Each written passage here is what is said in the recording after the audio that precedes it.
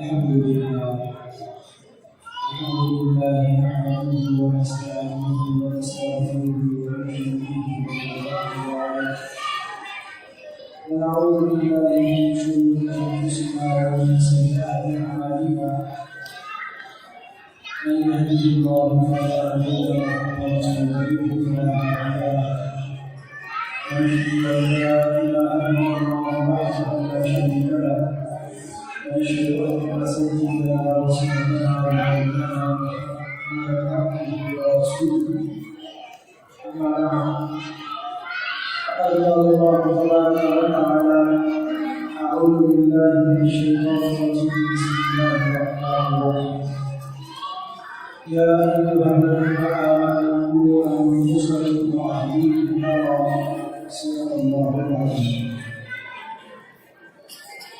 وقال النبي صلى الله عليه وسلم أدبوا أولادكم أو كما قال عليه الصلاة والسلام اللهم صل على محمد وعلى آل محمد كما صليت على إبراهيم وعلى آل إبراهيم إنك حميد مجيد اللهم صل وسلم على حبيبك خير المؤمنين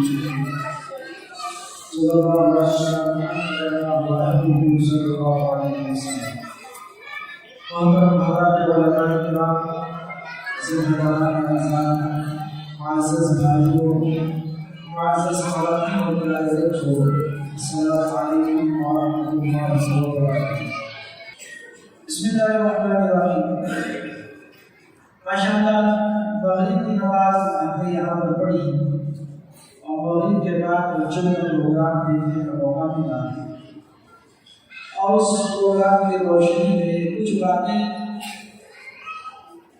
ہمارے یہاں کے مسلمان کرام اور خصوصاً جو خواتین یہاں پر جمع ہوئی ہیں ان سے کچھ باتیں کریں۔ سب سے پہلی بات یہ ہے کہ سال میں ایک مرتبہ یہ جو جلسہ ہوتا ہے وہ کیوں ہوتا ہے؟ اس کا مقصد کیا ہے؟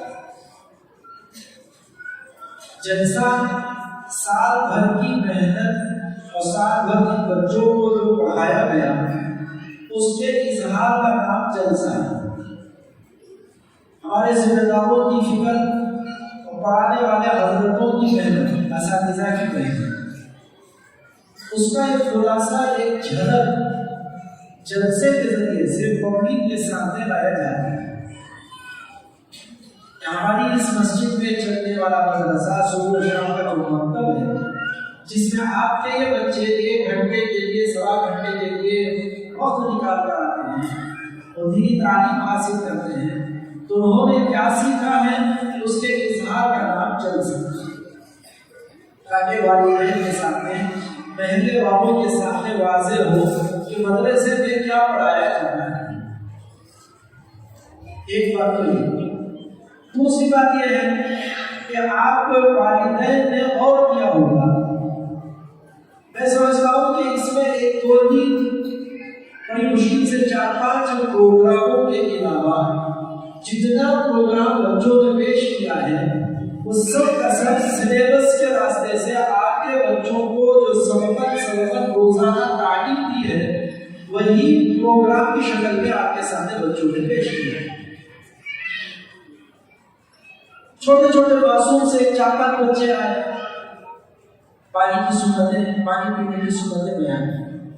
کچھ بچے آئے کھانا کھانے کی سنتیں بیان کی۔ کچھ بچے آئے حدیث بیان کی، حدیثیں پڑھی اور اس کا ترجمہ پیش کیا۔ کچھ بچے آئے اور انہوں نے نماز کے اندر پڑھی جانے والی چیزوں کو پڑھ کر کے سنا ہے۔ ہمارے یہ جو بچوں کے والدین ہیں سب سے پہلے ان کو مبارکبادی پیش کرتا ہوں کہ آپ کے بچے الحمدللہ ایک ایسے اچھے مدرسے میں ایسے تجربے کار اساتذہ اور حضرتوں کے پاس تعلیم حاصل کر رہے ہیں اور ایک ایسا بہترین نصاب پڑھ رہے ہیں جس کے ذریعے سے آپ کے بچوں کو صرف قرآن نہیں پڑھایا جاتا بلکہ قرآن مجید تجوید کے ساتھ پڑھاتے ہوئے بھی بچوں کی دینی تربیت کی جاتی ہے۔ آج سے 10-12 سال پہلے بھی مسجدوں میں مدرسے چلتے تھے۔ الحمدللہ علماء پڑھائے، ایسے نہیں کہ علماء نے کام نہیں کیا، اپنے زمانے میں کام ہوتا تھا۔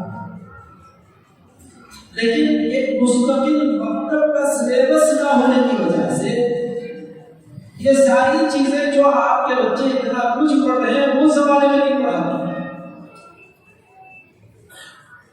اللہ جزائے خیر دے علماء کرام کو، ذمہ داروں کو، کہ انہوں نے محنت کر کے سلیبس بنایا اور آپ کے بچوں کے لیے نظام بنایا، اور آپ کے مسجد کے ذمہ دار حضرات فکر مند ہیں، پڑھانے والے اساتذہ فکر مند ہیں، ان کی توجہات ہیں، جس کی وجہ سے آپ کے بچوں میں اتنی طاقت الحمدللہ رہی کہ اتنے بڑے مجمع کے سامنے یہ بچے کھڑے ہو کر پوری ہمت کے ساتھ بات کر رہے ہیں اور اپنے باقی زمین کو ادا کر رہے ہیں.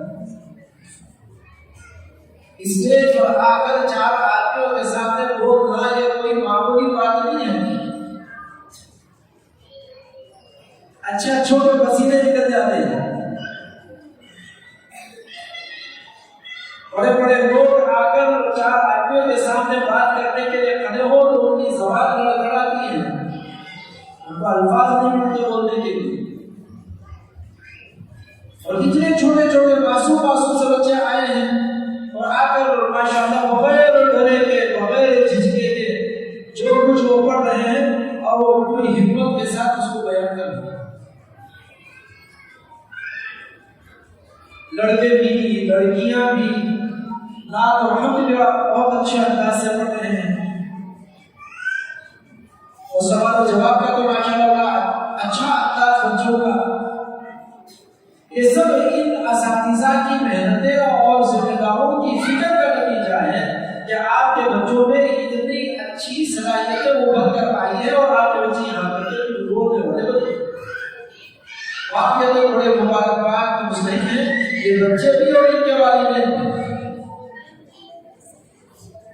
انشاءاللہ اللہ کی ذات سے امید ہے کہ یہ بچے انشاءاللہ باطل کے اثر سے محفوظ رہیں.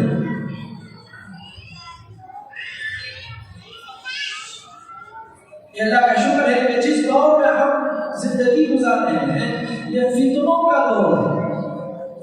چاروں طرف سے فتنے آ رہے ہیں. گلوبلائزیشن کا زمانہ ہے. ساری دنیا گویا کہ ایک ڈبے میں آ گئی اور ساری دنیا کے خوبیاں جہاں آ رہی ہیں اس سے زیادہ گندگیاں بھی ہمیں کر رہی ہیں. فطروں کا شکار ہے.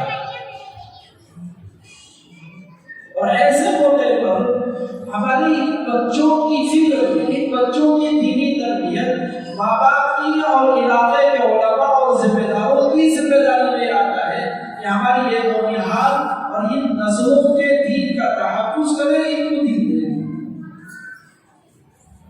جس ملک میں ہم ہیں، میری باتوں کو میں زیادہ تفصیل میں جانا نہیں چاہتا، کچھ اہم باتیں میں آپ کے سامنے رکھنا چاہتا ہوں جو خالص بچوں کے والدین سے تعلق رکھنے والے ہیں. جس ملک میں ہم ہیں یہ جمہوری ملک ہے اور جمہوری ملک میں مذہب کی حفاظت کی ذمہ داری حکومت کی نہیں ہوتی بلکہ حکومت کا کوئی مذہب ہی نہیں ہوتا. اسی کو جمہوریت کہا جاتا ہے. تمام مذاہب کے لوگ رہیں گے اور حکومت کا کوئی مذہب نہیں ہے. اور مذہب کی حفاظت کی ذمہ داری خود کو اپنے اپنے مذہب والے کریں. اللہ کا شکر ہے کہ ہمارے اکابرین نے ملک کو آزاد کیا اور ملک آزاد ہوا تو جب اس کے قوانین پر ایک کانسٹیٹیوشن بنا تو اس وقت ہمارے اکابر علماء کرام نے مداخلت کر کر اس ملک کا تعلیمی نظام کو، یہاں کے رہن سہن کو اس انداز سے ڈیزائن کروایا کہ یہاں پر ہر مذہب کا آدمی آزادی کے ساتھ اپنے مذہب پر عمل کر سکتا ہے. یہ بات اور ہے کیا کچھ حالات کا ہم شکار ہوئے ہیں، ملک حالات کے دور سے گزر رہا ہے. انشاءاللہ اللہ کی ذات سے امید ہے کہ یہ حالات ختم ہو جائیں گے. لیکن ہماری ذمہ داری کیا ہے؟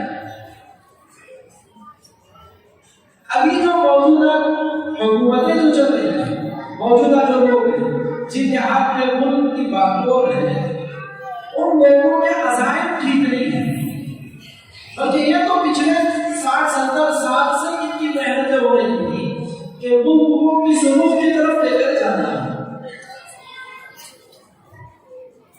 اب اس کے لیے اب جو موجودہ حالات ہیں اس میں صاف صاف سے ہمیں نظر آ رہا ہے کہ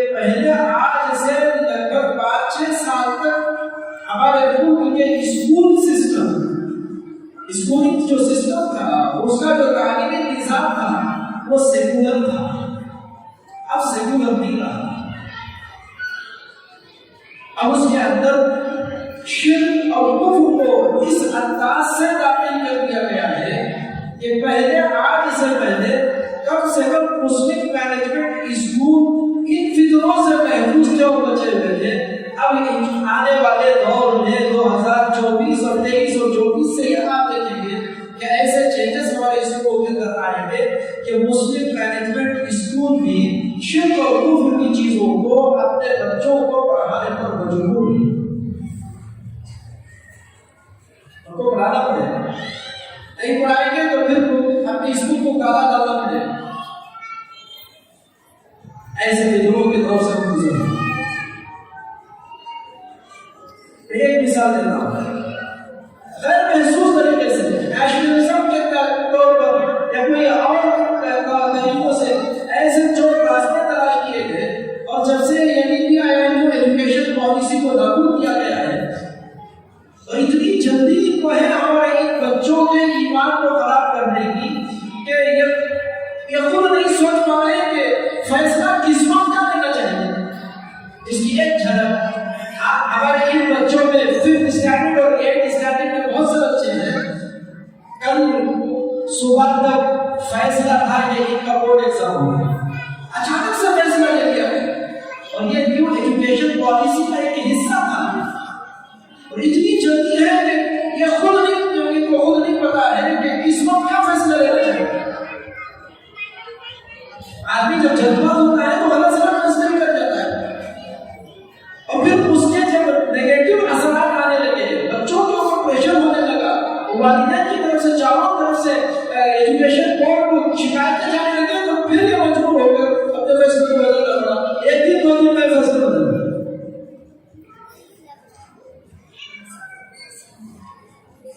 میرے بھائیوں، ہم جس دور سے گزر رہے ہیں ہمارے لیے بچوں کا ایمان بہت خطرے میں ہے،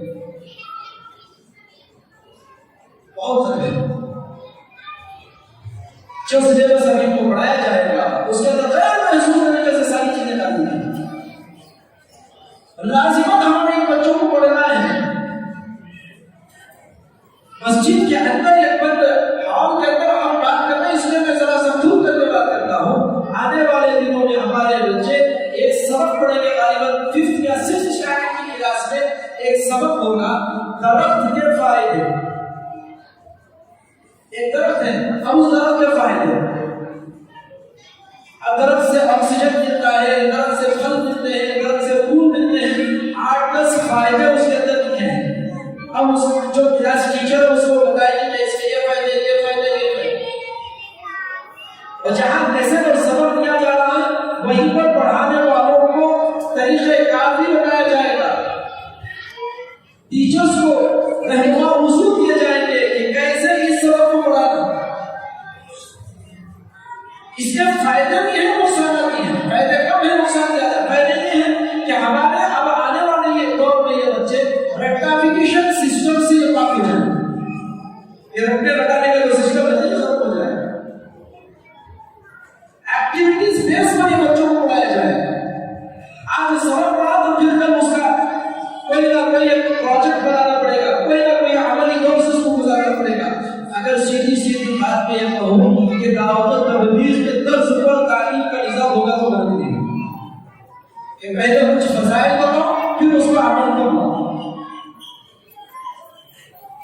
سیدھی جواب میں لے کر جاتے ہیں، کھانا کھانے کا عمل ہے تو پہلے کہتے ہیں کہ صاحب پہلے کھانے کی سنتیں بیان کرو، اس کے فضائل بیان کرو، اب فوراً کھانے کا عمل آتا ہے تو اس کے اوپر عمل کرو۔ اس طریقے سے ان کے تعلیم کا نظام چاہیے۔ اب ٹیچر اس کو سمجھائے گی کہ یہ درخت ہے اور اس سے یہ فائدے ہمیں ان درختوں سے یہ سب کچھ ملتا ہے، یہاں تک تو ٹھیک ہے، ہمارے لیے کوئی مسئلہ نہیں۔ اب اس کے نیچے ایک لائن لکھی ہوئی ہے اور وہ لائن بتایا جائے گا، وہ لائن کو سمجھایا جائے گا اور پڑھایا جائے گا۔ اس لیے ہم درخت کی پوجا کرتے ہیں، اس لیے ہم درخت کی پوجا کرتے ہیں۔ اب اس کے بعد رحمہ حقوق میں لکھا ہوا ہے کہ اب بچوں سے پروجیکٹ کرواؤ۔ ٹیچر کہے گی کہ تمہارے گھر کے قریب کون سا درخت ہے جس کی لوگ پوجا کرتے ہیں، وہاں جا کر اس درخت کی فوٹو چھپاؤ، پوجا کیسا کرتے ہیں اس کی فوٹو بتاؤ، وہ پوجا کرنے والوں سے انٹرویو لو، جا کر کے پوچھو کہ تم اس کی پوجا کرتے ہیں تو کیوں کرتے ہیں، تمہیں اس سے کیا فائدہ ہوتا ہے، تمہارا کیا عقیدہ ہے۔ یہ پروجیکٹ ہمارا ہر بچہ مسلمان بچہ اور بچی کو بنا رہا ہے۔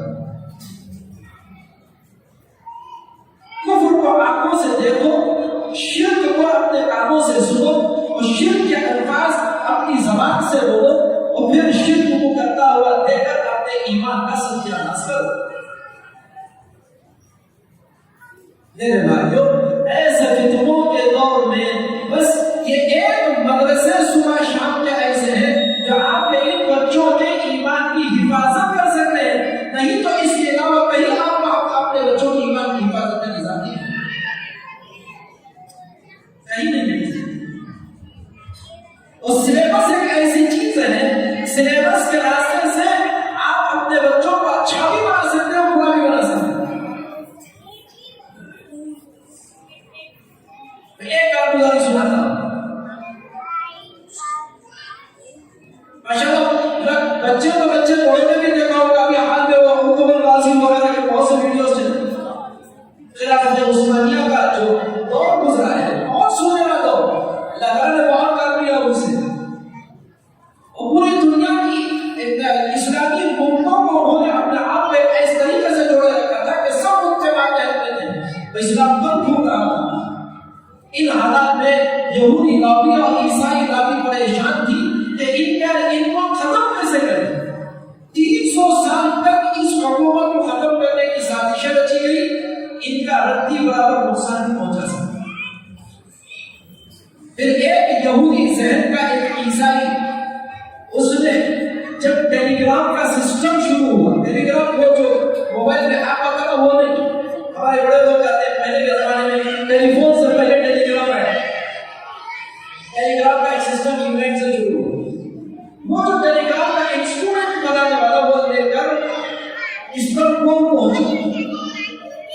استنبول میں جو خلافت عثمانیہ کا جو کیا کہتے ہیں خلیفہ جو تھے، ان کے پاس جا کر اس نے اپنا وہ انسٹرومنٹ رکھ کر بتایا کہ ایک ایسا آتا ہے، یہاں سے 100 کلومیٹر دور ایک آدمی بیٹھے اور یہاں ایک آدمی بیٹھے، وہاں سے 4 ورڈز میں کوئی پیغام وہ ٹائپ کر دیتے بھیجے، وہ پیغام یہاں پر مل جائے گا۔ وہ ایک خط پچھلے زمانے میں خطوں کو لکھا جاتا تھا، یہ خط جو مہینوں بعد کسی ملک میں پہنچتا ہے، وہ پیغام اور وہ خط آپ کو چند گھنٹوں میں مل جائے گا۔ خلیفہ کو یقین نہیں ہوا، ایسا ہو سکتا ہے کیا؟ اگر یہ ہو گیا تو جنگوں میں اور دیگر پیغامات یا سے دوسرے ملک کو پیغام پہنچانے میں، ایک ریاست سے دوسرے ریاست کو اپنے احکام سے پہنچانے میں ہمیں بڑی مدد ملے گی، یقین نہیں ہوا۔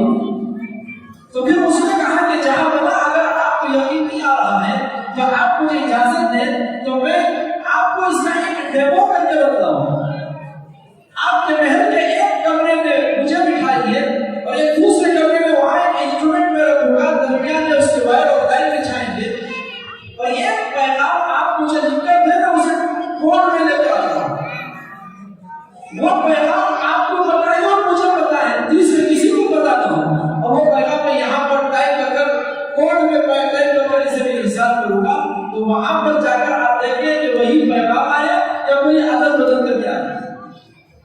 ٹھیک ہے، ڈیمو کرو۔ تو اس نے اپنا ڈیمو کر کے بتایا، جو پیغام بادشاہ نے دیا وہی پیغام وہاں پر موصول ہوا، اسے ڈیکوڈ کیا گیا تو سارا پیغام وہی تھا جو پہلے اس نے بادشاہ نے کہا تھا۔ تو یہ اس کی حیرت بھی رہی، یہ تو بہت اچھی چیز ہمیں مل گئی۔ تو اس وقت کے بادشاہ نے خوش ہو کر اس سے پوچھا کہ بتاؤ تمہیں انعام میں کیا دوں، اتنی اچھی چیز تم ہمیں بنا کر کے دیے ہو تو تمہیں انعام میں کیا دوں۔ بڑا شاطر دماغ کا یہودی ذہن کا ایک عیسائی تھا، اس نے کہا کہ جہاں بنا بس آپ سے ہم کچھ نہیں مانگتے، بس ایک اجازت نامہ آپ اپنے حکومتی کاغذ پر لکھ کر دے دیجیے، اور وہ اجازت نامہ یہ ہے کہ ہم استنبول میں عیسائی مشنری کی ایک اسکول کھول سکتے ہیں، اتنی اجازت ہمیں دے دیں، بس زمین کی بھی ہمیں ضرورت نہیں، پیسے کی بھی ہمیں ضرورت نہیں، بس ایک اسکول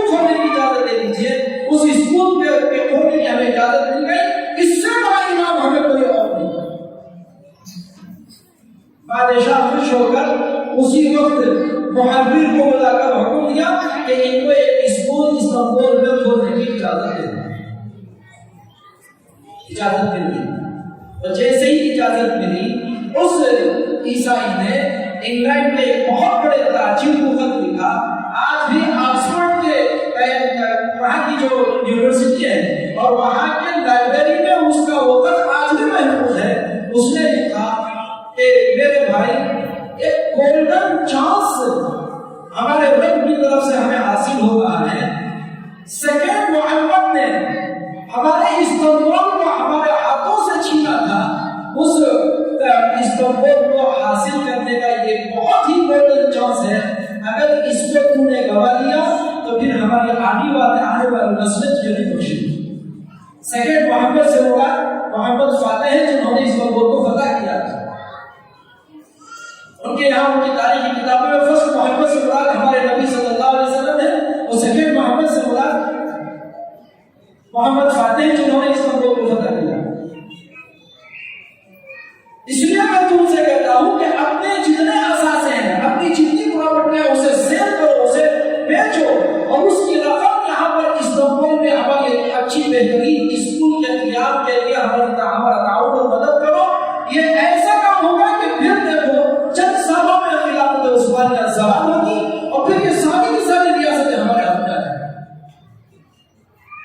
اور وہ بھی نزاکت کو سمجھنے والا تھا، اس نے فوراً اپنے پیسے کو اکٹھے کیا اور پھر اس نے اپنی ایک بڑی رقم استنبول میں پہنچائی، اور اس وہ عیسائی نے اسی تاجر کے نام پر سب سے بڑی یونیورسٹی کا نام رکھا، رابرٹ یونیورسٹی کے نام سے۔ آپ گوگل میں جا کر رابرٹ یونیورسٹی استنبول سرچ کریں، آج بھی آپ کو تصویر ملے گی۔ ایک دم عالم اگلا کی تعلیم کا نظام بالکل اس طریقے سے بنایا کہ ایک نچلے طبقے کا ایک انسان اپنے بچوں کو وہاں پر داخل کر ہی نہیں سکتا۔ اگر داخل کرائے تو بادشاہوں کے بچے، شہزادے اور اسی طریقے سے وزیروں کے بچے یہاں پر آ کر کے تعلیم حاصل کریں۔ اور پھر کچھ یہودیوں نے بیٹھ کر سلیبس کا ڈیزائن کیا، اس کے اندر قرآن بھی رکھا، حدیث بھی رکھی، فقہ بھی رکھا، مسائل کا بھی اس کے اندر کورس رکھا، لیکن وہی مسائل، وہی قرآن کی آیتیں، وہی حدیث بھی جو ان کے مقصد کے لیے ضرورت ہے۔ اب دھڑا دھڑ جتنے بڑے بڑے لوگ تھے، بادشاہ کے بچے اور وزیروں کے بچے، ان کے داخلے اس اسکول میں ہونا شروع ہو گئے۔ زیادہ نہیں، 8 سے 10 سال تک کی محنت ہوئی۔ ایک جنریشن جب وہ اس اسکول اور کالج سے فارغ ہو کر باہر نکلی، انہی میں سے کمال پاشا تاترک نکلا، جو خلافت عثمانیہ کے زوال کا بنیاد بنا تھا، جس نے تحریک چلائی اسلام کے خلاف، اور سب سے پہلے یہی بادشاہوں کی اولاد اذان کے خلاف آواز اٹھائی، انہی بادشاہوں کے اولاد میں پردے کے خلاف آواز اٹھائی کہ عورتوں کے اوپر پردہ ظلم ہے، ان کو پردے سے آزاد کرو۔ کوئی عیسائی نے نہیں، یہودی نے نہیں، بلکہ انہی بادشاہوں کے بچوں کا ذہن اس طریقے سے انہوں نے ڈھالا کہ وہ بچے بجائے مسلمان ہونے کے وہ ذہنی طور پر نام طور پہ مسلمان تھے، لیکن ذہنی طور پر وہ دہریے بن چکے تھے۔ اور ایک ایسی تحریک چلائی کہ زیادہ مدت نہیں گزری، بڑی مشکل سے آخری سلطان ابو العالی کا دور تھا، پوری ایسی چوری کی زور لگایا کہ حکومت کو بچائے اور خلافت کو بچائے، لیکن بچا نہیں سکے۔ بڑی مشکل سے 5 سال کا عرصہ گزرا کہ ساری کی ساری خلافتیں وہ عثمانیہ ختم ہو گئی، خلافت عثمانیہ کا سبب ہوئی۔ وہ کام جو 300 سال کی محنتوں سے برآمد نہیں ہوا، 10 سال کے سلیبس میں خود اپنے ہی گھر کے بچوں کو اس طریقے سے تیار کیا جس سے کہتے ہیں کہ گھر کا بہترین نسخہ اٹھایا، اور جس کا نقصان آج تک سارے کے ساری دنیا کے مسلمان کو ہوتا ہے۔ یہ سلیبس کا روح ہوتا ہے میرے بھائیوں۔ آج سے 100 سال پہلے جو سلیبس کے راستے سے ایک یلغار تھی مسلمان بچوں کے ایمان کو ضائع کرنے کی، خدا کی قسم آج کے زمانے میں ہمارے بچوں کے ایمان کے ساتھ وہی ایمان کرنے کی سازش کی جا رہی ہے کہ ہمارے بچے وہ ان کا نام تو مسلمان رہے لیکن ان کا ایمان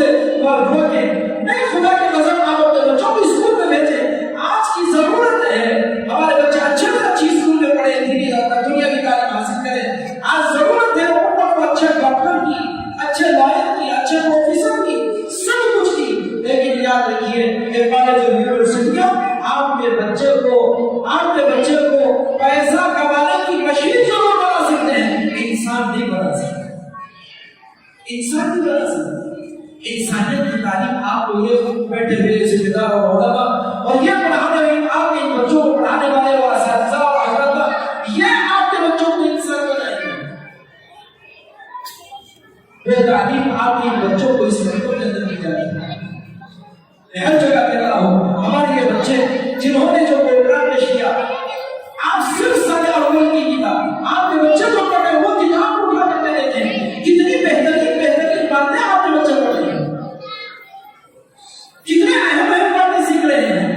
میں ایک دعوے کے ساتھ کہہ سکتا ہوں کہ آپ کا بچہ صرف ایک سال اول بھی پڑھ لیا اگرچہ اس نے عمرہ کی خیال مکمل نہیں کیا اس نے کوئی دوسرا مضمون مکمل حاصل نہیں کیا لیکن خدا کی قسم وہ بچہ اور وہ بچی نماز جیسا مضمون مکمل پڑھنا سیکھ چکی جو سال اول کو پڑھ چکے ہیں. نماز کے اندر سورہ فاتحہ اور 4 سورتیں یہ بچوں کو سال اول میں یاد کرا دیا جاتا ہے. نماز کے اندر رکوع کی تسبیح اور سجدے کی تسبیح رکوع میں جاتے ہوئے کیا پڑھنا رکوع سجدے میں کیا کرنا سجدے میں جاتے ہوئے کیا پڑھنا وہ اوپر تسبیحات یاد کرا دیے جاتے ہیں. اور پھر نماز کے اندر تحیات درود شریف اور دعائے معصورہ یہ یاد کرا دیا جاتا ہے اور نماز مکمل ہوتی ہے.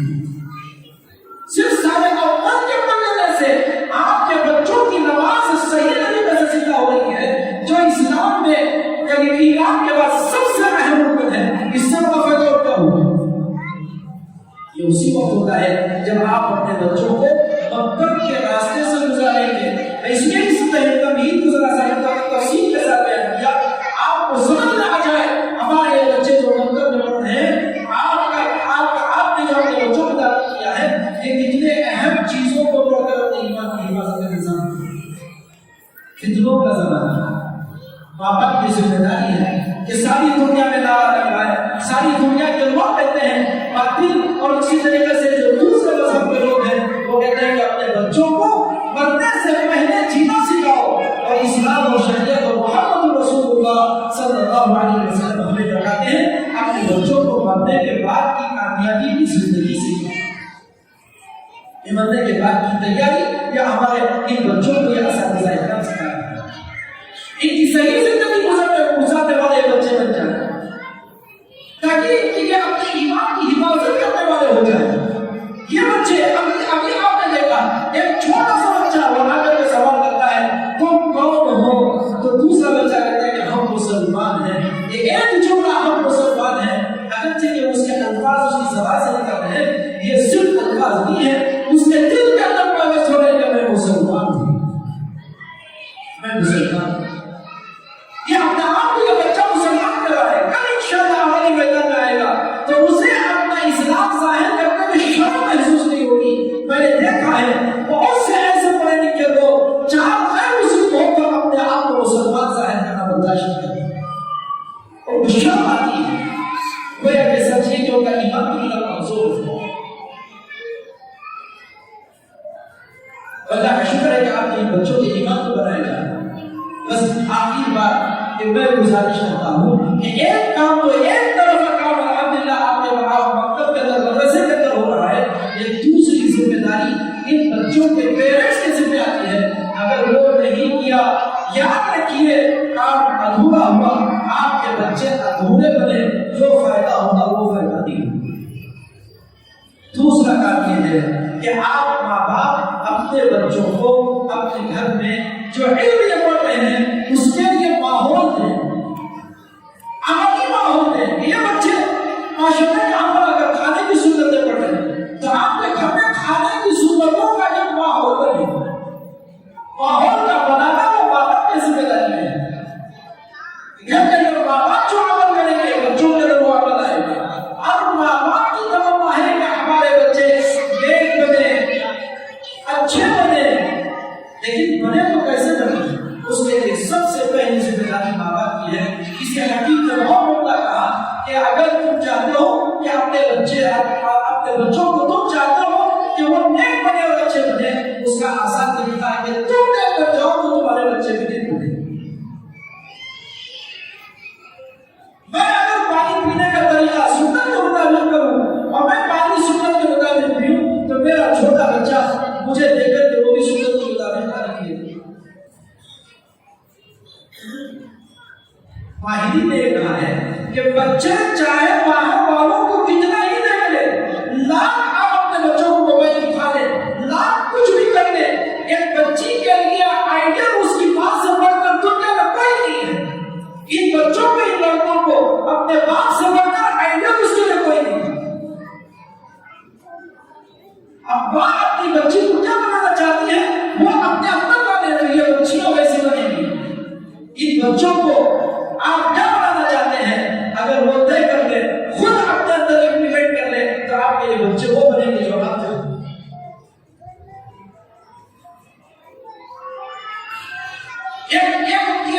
एक बाप ऑफिसर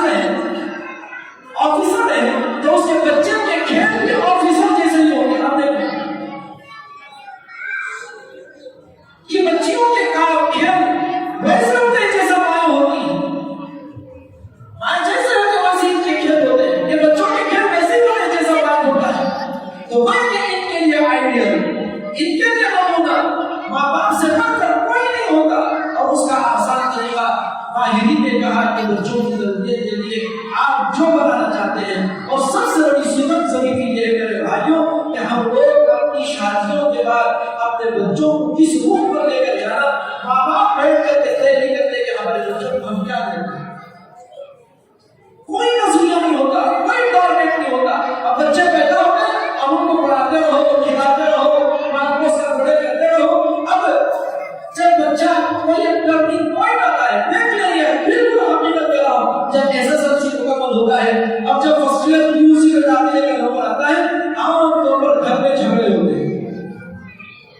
अम्मा बोलती है मेरा बच्चा डॉक्टर होगा, बाबा बोलते नहीं मेरा बच्चा बिजनेसमैन होगा, नानी बोलते नहीं मेरे बच्चों को लॉयर बनाना, दादी बोलते नहीं मेरे बच्चों को प्रोफेसर बनाना, बेटा बोलता मैकेनिक बनना चाहता। इन किचन में हमारा बच्चों ये नहीं देखा जाता कि बच्चे का नजरिया क्या है, उसका नेचर क्या है, वो क्या बनना चाहता है। इस इल्म से आज हमारे माँ बाप में दीनी एतबार से हमारी रहबरी हो रही है, दुनिया के एतबार से हमारी रहबरी हो रही है।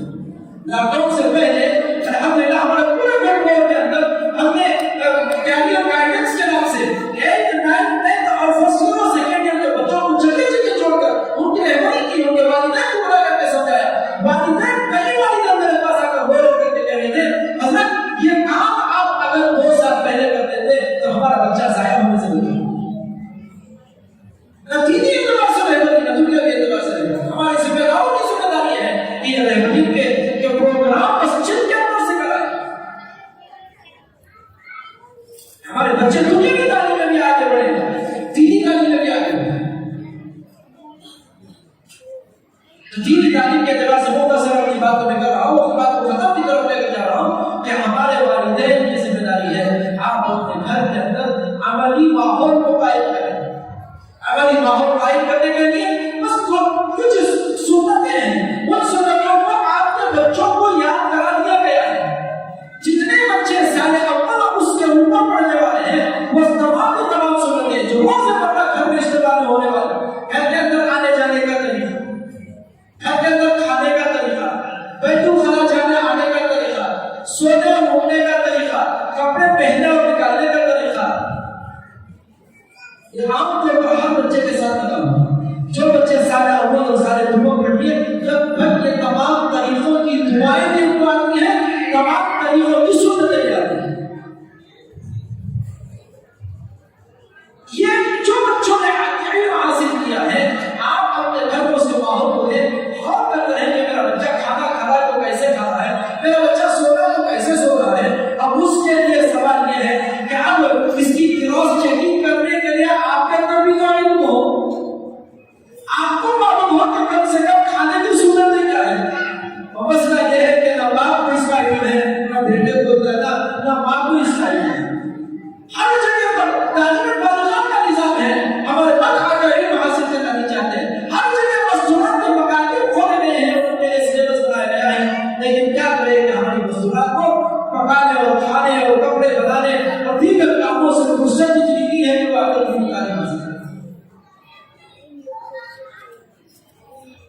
चंद साल पहले एक मंदिर में हमने نے وقت قائم کیا تھا ایک جگہ پر، لگ بھگ 1 سال کا عرصہ گزرا تھا، تو ایک صاحب میں جائزے کے لیے گیا تو وہاں پر ایک صاحب سے بڑی عمر کے تھے اور اکثر جاتے تو ہمارے سے بڑی محبت ملاقات کرتے، تو میرے سے ملاقات کی اور ملاقات کر کے انہوں نے عجیب واقعہ سنایا، کہا کہ حضرت مجھے 2 منٹ کے لیے وقت دو، میرے ساتھ ایک واقعہ اور بھی سنانا چاہتا ہوں۔ بولو حضرت کیا ہے؟ میں نے کہا کہ میرا پوتا آپ کو مکتب میں پڑھ رہا ہے، ابھی لگ بھگ 2 سال اول میں ہے، ابھی سال اس کا کتاب ختم ہونے کے قریب ہے، تو ایک مرتبہ کئی لوگ بیٹھے تھے بڑی محبت سے بولتے سے اور بیٹھ کر باتیں کرتے ہوئے ہیں، تو بول رہا باتیں کرتے کرتے اٹھایا سے پوچھا دادا دادا کھانا کھانے کی سنتیں سناؤ،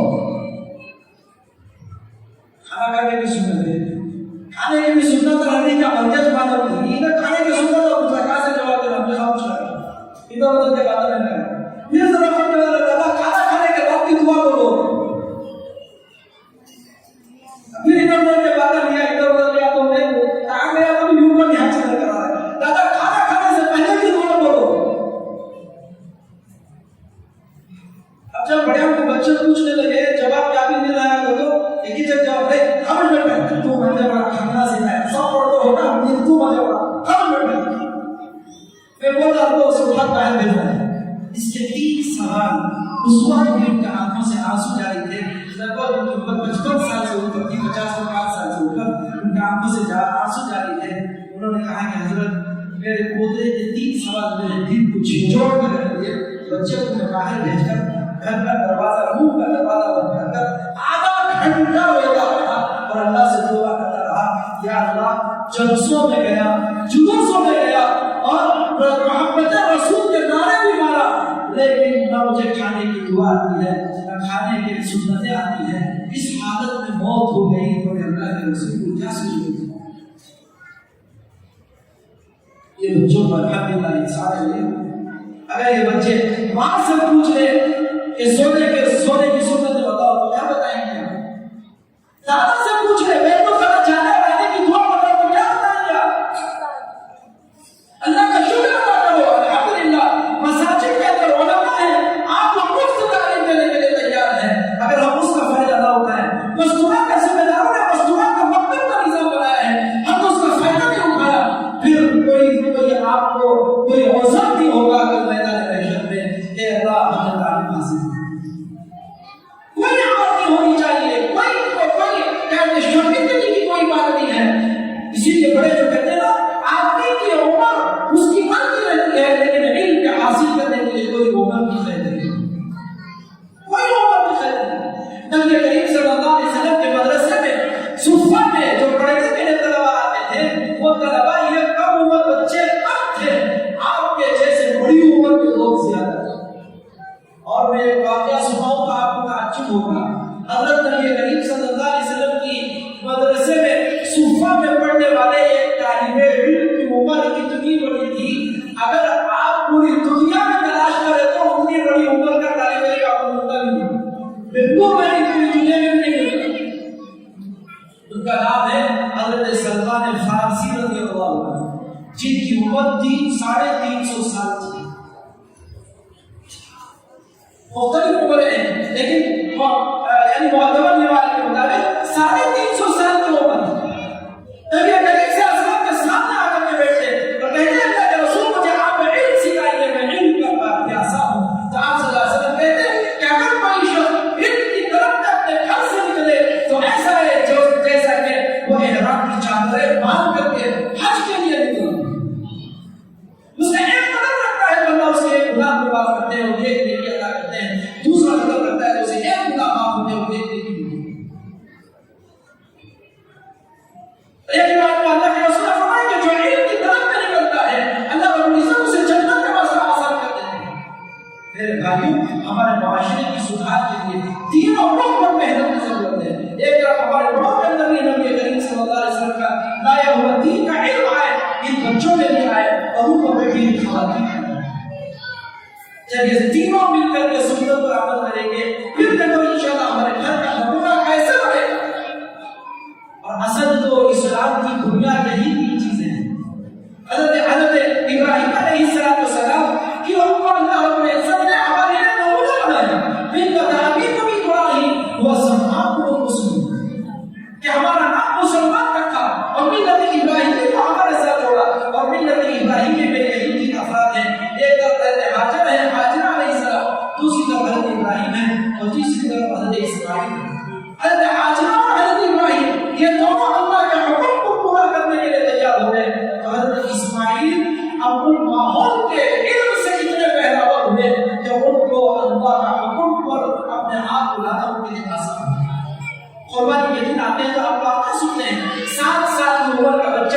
قربانی کے لیے اللہ کا حکم ہے کہ بچے کی قربانی ہو، اس کے لیے حضرت ابراہیم علیہ السلام کو اللہ کا حکم پورا کرنا بچے کی تعاون سے آسان اس وقت ہوا جب بچے کی تربیت دین میں مطابق ہو گئی۔ اس لیے آپ کا یہ جلسہ دیکھ کر الحمدللہ بہت اطمینان ہوا، بہت خوشی ہوئی۔ بس ایک شکایت آپ نے کی ہے، وہ بات یہ ہے کہ ابھی میں نے امام صاحب سے مولانا سے ہمارے رفیق محترم سے پوچھا کہ بچے کتنے ہیں؟ حضرت نے کہا لگ بھگ 250 بچے الحمدللہ یہاں پر پڑھے۔ میں نے دوسرا سوال کیا، جہاں پر بھی ہم جاتے ہیں یہی سوال کرتے ہیں، میں نے پوچھا کہ اس مسجد سے لگے ہوئے مکانات کتنے ہیں؟ لگ بھگ 1200 مکان۔ ایک گھر سے 2 بچے پڑھ کو چلے، اللہ کا شکر ہے ابھی بھی 3-4 تو ہیں۔ ایک گھر سے ایوریج 2 بچے پڑھ کو چلے تو 1200 گھر سے کتنے بچے ہونا؟ کہتے بھائی 2400 بچے، اور یہاں پر چلو 200 بچے یہاں سے شمار کریے تو یہ بھی سوال کریں یہاں اور بھی دوسرے مرتبہ مدرسے چل رہی کیا؟ اور چھوٹے چھوٹے مدرسے چل رہی وہاں لگ بھگ بچے کتنے رہیں گے؟ وہی 40-50 بچہ۔ دھارا میں آپا کے پاس خالہ کے پاس پڑھتے نہیں کا حکم ہی لے لو، بڑی مشکل سے نکالے تو کہا 500 بچے ملیں گے، اور وہ بھی صحیح ہے کہ 500 بچے کیسا دے سکتے؟ 500 بچے 2400 میں 500 بچے نکالے، بچے سو لیتے 1000 نہیں، بڑے رہتے بڑے چھوٹے رہتے سب کے لگے ہو۔ اچھا چلو اس میں سے جو بڑے بچے ہیں ان میں 1000 ہی نکالو، ابھی کتنے باقی ہیں؟ ابھی 900 بچے 1000 بچے جو اس عمر کے ہیں، اور یہ حقیقت میں آپ کو بتاتا ہوں اس عمر کے بچے جو آج 10 سال کی عمر میں ہیں، 10 سال گزرے گے تو 20 اور 22 سال کی عمر میں، یہ 10 سال میں یہ بچے سیکھنے کی عمر میں مکتب اور مسجد کو آ کر کے دینی تعلیم حاصل نہیں کی تو بے دین بچے ہیں، اور بے دینی کے ساتھ یہ 1000 بچے 10 سال کے بعد ہمارے معاشرے میں ملیں گے۔ آپ بتائیے معاشرے میں اچھائیاں پنپے گی یا برائیاں پنپے گی؟ بالکل سچ حقیقت میں آپ کے ساتھ کریں، ہم سب یہاں بیٹھے ہوئے افراد کی ذمہ داری ہے۔ اللہ کا شکر ادا کریں کہ عورتیں اور یہاں پر جتنے بچوں کے جو والدین یہاں پر پیرنٹس ہیں ان کے بچے جو یہاں پر داخلہ دیں گے الحمدللہ بہت اچھا، لیکن آپ یہاں سے دوسری ذمہ داری میں آپ کو دیتا ہوں، اور اللہ کے گھر میں بیٹھ کر وعدہ کر کر نیت کرنے چاہیے آپ کے بچے الحمدللہ ان کے اندر اینٹی باڈی بڑھ گیا، بے دینی کے خلاف بے دینی کے وائرس سے لڑنے کی طاقت ان کے اندر آ گئی، لیکن ابھی بھی محفوظ نہیں، ابھی بھی محفوظ نہیں۔ یہ 200 بچے اگر 1000 بچے بے دینی کے لیڈنگ ریزن ہے بھائی، دیندار بچوں کی بے دینی بچوں کی، یہ دیندار بچے اپنے دین کے ساتھ خطرے میں ہیں۔ ان 3 بچوں کے دین کی حفاظت کے لیے آپ کو دوسرا قدم اٹھانا پڑے گا، اور وہ قدم ہے اپنے گھر کے اڑوس پڑوس میں دائیں بائیں گھروں میں کتنے بچے ہیں جو بچے مکتب نہیں کرتے، آپ کی ذمہ داری ہے اپنے بچوں کے ایمان اور دین کی حفاظت کے ناطے ان کے والدین کو ملنا سوالت کر کر ان بچوں کا بھی داخلہ اس مدرسے میں کرائیں گے بھائی انشاءاللہ، اور نبی نیت کرو کرائیں گے نا انشاءاللہ۔ جہاں آپ اڑوس پڑوس میں دنیا کی باتیں کرتی ہیں وہیں پر ان سے پوچھو کہ تمہارا بچہ اور بچی کہاں تعلیم حاصل کرتی ہے، 2 سال کے اوپر آپ کی بچی کی عمر ہو گئی، ماشاءاللہ یہاں کے انتظار یہاں کے ذمہ داروں نے ماشاءاللہ علماء نے بس ترنت کے لیے وقت کا نظام کیا ہے 1 گھنٹہ وہ بچے آ کر کے دینی تعلیم حاصل کرتی ہے۔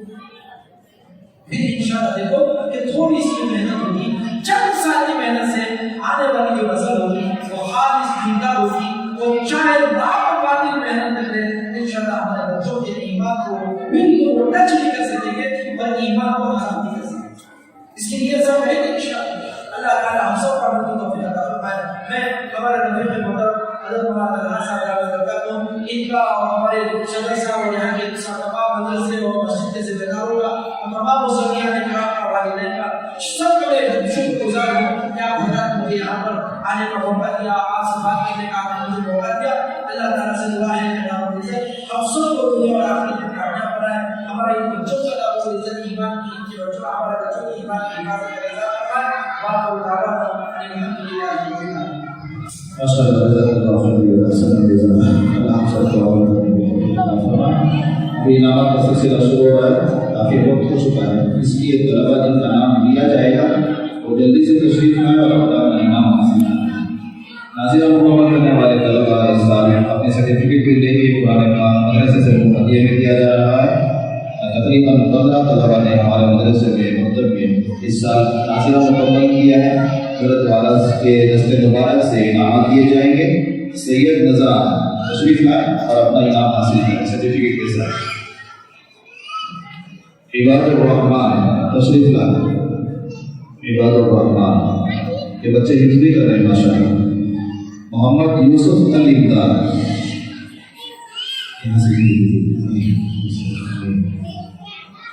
سید شادان ابو بکر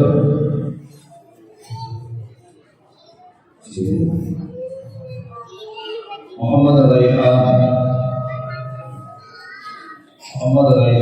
ابو بکر کے بعد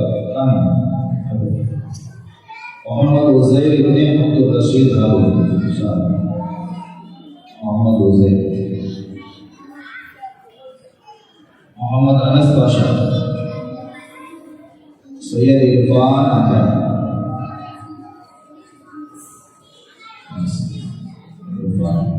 محمد عمر، محمد مذکر،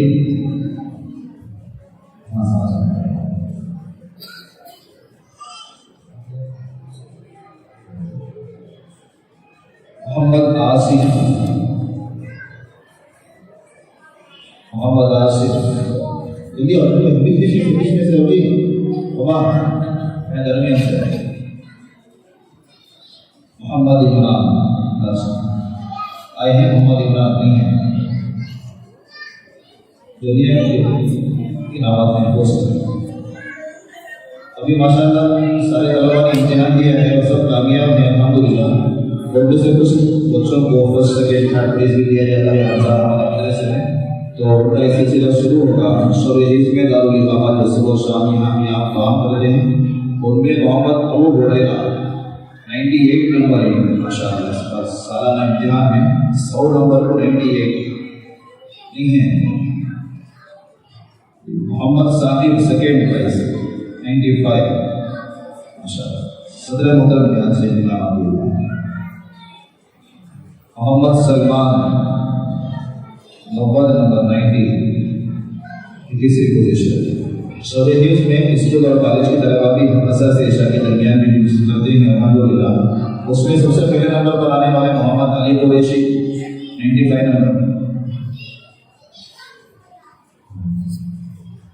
سید حمدان 85 دوسرے نمبر پر،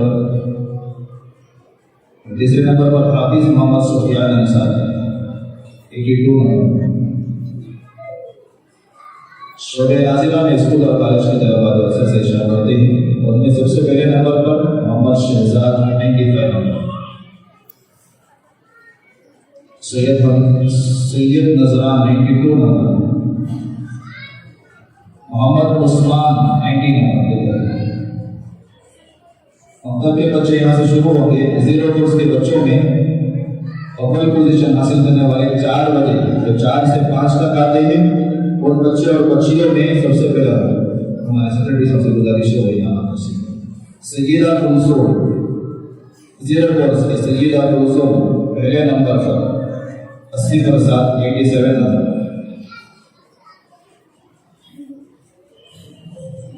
دوسری position Zaidan Ahmed Khan 83 number, Zaidan Ahmed Khan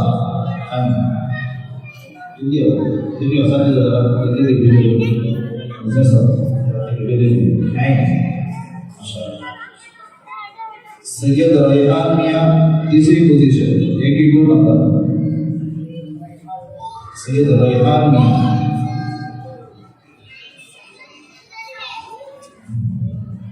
zero course میں 5 سے 6 بجے کے درمیان آنے والے اونیسا فاطمہ اول پوزیشن 84 نمبر،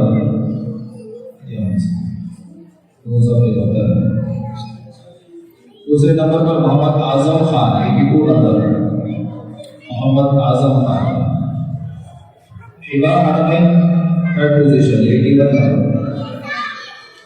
हिबा हरमैन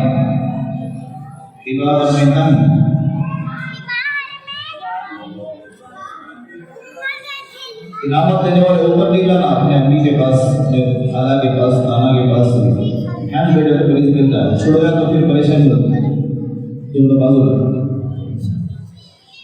साले अव्वल में 6 महीने का एक निसाब बनाया गया, इसलिए गज़ेटों को से अव्वल किताब में आते हैं तो पूरा साल का किताब का सिलेबस समझना मुश्किल होता है। ऐसे बच्चों की एक जमात बनाई गई 6 महीने, उनको 6 महीने का एक साल पढ़ाएंगे निसाब, आइंदा 6 महीने का निसाब पढ़ाएंगे। उसमें फर्स्ट पोजीशन पे आने वाले इल्हाम खान 80 नंबर। इल्हाम खान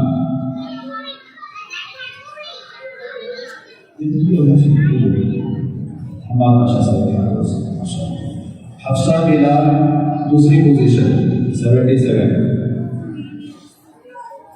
अलीशा ताज तीसरी पोजीशन 76। अलीशा ताज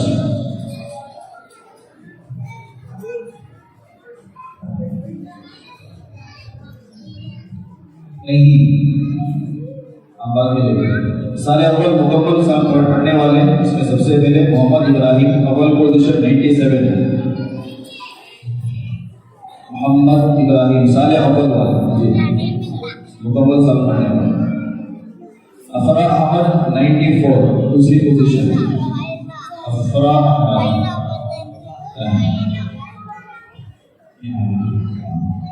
तीसरी पोजीशन नूर फातिमा 92 माशाल्लाह। सारे दुआओं के तलबा में फर्स्ट पोजीशन आने वाले मोहम्मद फुदैल 90 नंबर माशाल्लाह फर्स्ट पोजीशन नाम याद। मोहम्मद आसिफ इब्न अलीजा फातिमा 85 सेकंड पोजीशन नहीं चले गए। सय्यदा शीमा 83 नंबर थर्ड पोजीशन माशाल्लाह। और मजीद सदर साहब साले सुबह के तलबा में फर्स्ट पोजीशन आने वाले मोहम्मद अफान 91 नंबर। मोहम्मद आसिफ इब्न Akbar second position 80 number. Mohammad Asif इब्न अकबर साहब के वाले साहब आई आसिफ नीचे ए सोम थर्ड ईयर में उन्होंने नहीं इन्होंने बोला कि अब्बा का नाम गुलाब साहब और जनाब आजो बेटा इनके अब्बा का नाम अकबर नहीं आसिफ इब्न अकबर साहब। मोहम्मद आसिफ इब्न Akbar Mohammad Ibrahim third position 75 number साले सुबह के थर्ड ईयर मोहम्मद इब्राहिम कौनी। साले चारों असर की नमाज के बाद एक क्लास चलती है, उसमें Mohammad Yusuf नलीदा first position 84 number. Mohammad Uzair 83 number. Syed Irfan 80 number third position Syed Irfan. साले चारों में असर मगरिब की नमाज के बाद एक क्लास चलती है, उसमें Mohammad Anas 82 number first position. ताहा Khan second position 81 number. Mohammad Abu बकर 75 थर्ड पोजीशन। और मस्तूरात में जैसे यहाँ मदरसे का मकतब का एक निज़ाम चलता है, हज़रत मौलाना ने इशारा किया है, और ये मिडिल है सब बच्चों जितने बच्चे पढ़ रहे हैं उन सब बच्चों को एक मिडिल भी है, और हमारे जनाब अशरफ खान साहब की तरफ से पेंसिल और रबर का एक सेट है। अल्हम्दुलिल्लाह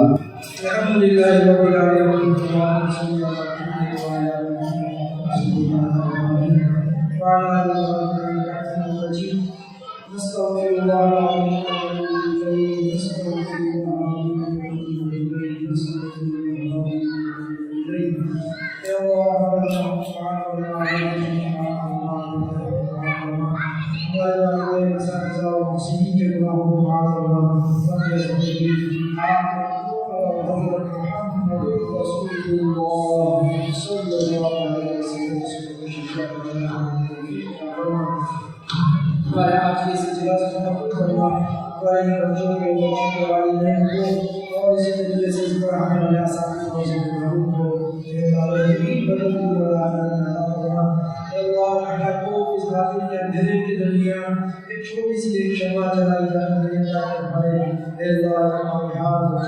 ایمان بچ جائے. اے اللہ کے بچوں کی حفاظت فرما, ایمان اور اعمال کی حفاظت فرما. اے اللہ باطل کے دروغ سے بچا لے. ساری دنیا کا باطل ہمارے بچوں کے ایمان کو چھین لے تو اللہ کیا ہے. ہم چاہتے ہیں کہ بچے تیرے بندے بن جائے, تیری بندیاں بن جائے. اے اللہ ہماری زندگی کو ہمارے محنتوں کو دنیا اور آخرت کے لیے ہمارے لیے ذریعہ بنا. اس کا بدل ہم سب کو عطا فرما. ہمارے بچوں کی ایمان کی حفاظت فرما. ہمارے بچوں کو دنیا اور آخرت میں کامیابی کا ہمارے لیے ذریعہ بنا. ہمارے بچوں کی وجہ سے ہمیں راحت اور سکون اور عزت عطا فرما. بچوں کی ذریعے سے ہمیں دنیا اور آخرت میں ذلت اور مقدر سے ہماری حفاظت فرما. اے اللہ صحیح تربیت کرنے کی ماں باپ کو توفیق عطا فرما. بچوں کو اپنے والدین کی خدمت کی توفیق عطا فرما. ہماری زندگی اللہ اس مسجد میں چلنے والے اس مدرسے کو جتنے بھی شعبے جس میں بھی کام کر رہے ہیں, اے اللہ سب کاموں کو پڑھانے والے اساتذہ کو بہترین مدد عطا فرما. اے اللہ اے اللہ اس بارے میں جاری و ساری فرما. اس کے فیض کو عام مقام فرما. اے اللہ یہاں سے اس مہینے کے 100% بچوں کو مسجد اور مسجد کے ماحول سے, مسجد کے عید سے اور مکتب سے جوڑ دے. مردوں کو مسجد والے اعمال سے جوڑ دے. مستورات کو گھروں میں رہتے ہوئے دینی اعمال سے جوڑ کر اے اللہ اپنے دین کے تحفظ کے ساتھ اے اللہ دین کی خدمات کی زندگی کو عطا فرما. ہمارا رضی عطا فرما. ہمارا مسئلہ عطا فرما. حاضرین کے دلوں میں جو بھی جائز تمنائیں آرزویں ہیں آپ بہتر جانتے ہیں. ہر ایک جائز آزاد کرتے سب کی پریشانی دور فرما. محمود سے فضل کے ادائی کی شکل صورت پیدا فرما. پریشان حالت و پریشانی دور فرما. اپنے دریا رحمت اپنے فضل سے اپنے محبوب اندر بندوں میں ہم سب کا شمار فرما. جن کے کام آپ اپنے دسترد سے پورا کرتے ہیں محفوظ بندے بندوں کی پہلے سے ہمیں نکالے. جن کے کام نہیں حوالے کرتے ہیں حضرت محمد رسول اللہ صلی اللہ علیہ وسلم سے ہماری دعاؤں کو قبول فرما. اے اللہ اس مدرسے کی اس جلسے کی کامیابی کے لیے جن ساتھیوں نے جن لوگوں نے چاہے ہماری آقا کی قربانی کی ہے ہم سب دنیا اور آخرت میں بہترین مدد عطا فرما. جزا اللہ صلی اللہ علیہ وسلم. سبحان ربك رب العزة عما يصفون وسلام على المرسلين والحمد لله رب العالمين.